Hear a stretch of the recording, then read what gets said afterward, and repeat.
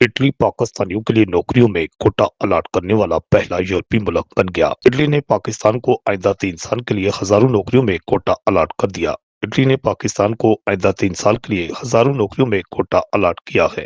तर्जमान वजारत overseas Pakistani की जानिब से बताया गया कि इटली से 10,500 नौकरियों का कोटा लेने में कामयाब हो गए हैं। तर्जमान के मुताबिक इटली ने पाकिस्तान को आइंदा 3 साल के लिए नौकरियों में कोटा अलाट कर दिया, जिसके बाद इटली यूरोप का पहला मुल्क बन गया जिसने पाकिस्तान के लिए नौकरियों में कोटा अलाट किया।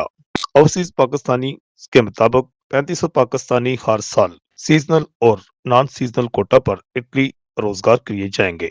1500 पाकिस्तानी सीजनल कोटे, 2000 नॉन सीजनल कोटे पर हर साल इटली जाएंगे। इसके अलावा पाकिस्तानी हुनरमंद नीम हुनरमंद वर्कर्स इन शोबों में रोजगार के लिए इटली जाएंगे। पाकिस्तान के लिए welders, technician, chef, waiters, house keeping में रोजगार के मौके हैं, जबकि नर्सिंग, मेडिकल टेक्नीशियन, फार्मिंग और काश्तकारी के शोबे में भी रोजगार के मौके मौजूद हैं। तर्जुमान ओवरसीज के मुताबिक फरवरी में पाकिस्तान इटली का जॉइंट वर्किंग ग्रुप का दूसरा इजलास इस्लामाबाद में होगा।